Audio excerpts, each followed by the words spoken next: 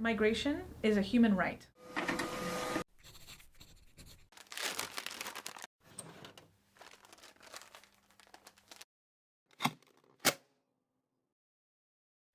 Over the course of American history, we have seen a recurring problem. The problem of nativism keeps emerging with new races.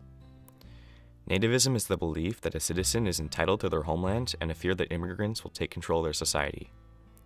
Why does nativism keep returning in a country built by immigrants? Nativism, in our understanding of it, is that it perceives those who are native to a certain area as somewhat better than those who are not natives of a certain area. I think we could create this us versus them mentality, and in order to be a more united nation, we can't necessarily have that mentality. People of different race, color, and religion often travel to other countries seeking opportunities to better their lives.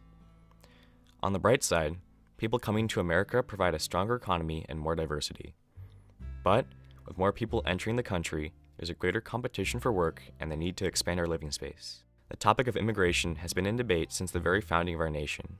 But how does immigration affect the Bay Area? If you look at the growth in Silicon Valley companies and where the startups coming from and who's bringing some snap, crackle, and pop to the enterprise, it's folks from other parts of the world. Sometimes it's other parts of the state, sometimes it's other parts of the country, but it's other parts of the world. Our government has had many acts to cap the number of immigrants allowed into the U.S. There's one law that covers the entire plethora of immigration topics, questions, and that's called the Immigration and Nationality Act.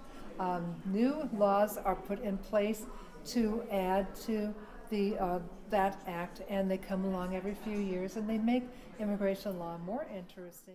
Over time, we have seen policies created to restrict immigrants, such as the Chinese Exclusion Act of 1882. But once they got here, immigrants found that they were discriminated against in the separate but equal doctrine included in our amendments. So why the limitations and discrimination against these groups of people? As of 2016, 323 million individuals lived in the U.S., and only 675,000 immigrants were permitted to gain a permanent residence. But even with a limited number of people entering the United States, the Trump administration has worked to decrease the rights and safety of immigrants. Currently, the main act that has taken its toll on the immigrant population is the repeal of the DACA policy. The administration's decision to remove DACA has left many immigrants living in fear of deportation. Right now, I think it's really important for us to be supportive of the DACA population, the Dreamer population, right? There's a lot of challenges currently in our administration that are taking the rights that were given to the Dreamer population away.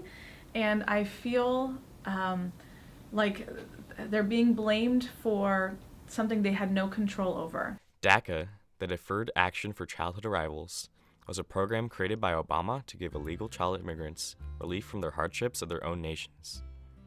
But why remove DACA in the first place? The roots of the issue lies with the nativist ideals that can be traced back to Trump's campaign, considering some people to be more desirable than others. I am going to create a new special deportation task force focused on identifying and quickly removing the most dangerous criminal illegal immigrants in America. People don't come all over from their countries and having all these issues attempting to their lives just to what? To just steal a wallet? Becoming a citizen is a struggle in itself. Many have waited years to become citizens. About 30 years? I guess 17 years. But though these are a few successes, there are plans to change our system to make it even harder to become a U.S. citizen. President Trump came into office with a list of changes he planned to make, including, but not limited to, the nationwide e-verification of legal immigrant employment, ending birthright citizenship, and even immigration moderation by stripping green card insurance to workers abroad. He is currently fighting with Congress to pass the RAISE Act, to change our current system to a merit-based system, with a goal to limit chain migration into the U.S. by rewarding green cards for residency. Our nation has seen immigrants create and inspire, fight and succeed to better those around them. Is it really necessary to make their lives harder by putting them through a more selective process? There shouldn't be any need to. But there is still time to prevent the government from passing this biased act. We can prevent this act by recognizing these nativist ideals. We can educate our community about the bias of a merit-based system, but most importantly, we can help future immigrants by supporting their journey to America by creating a land where they feel safe, free, and home.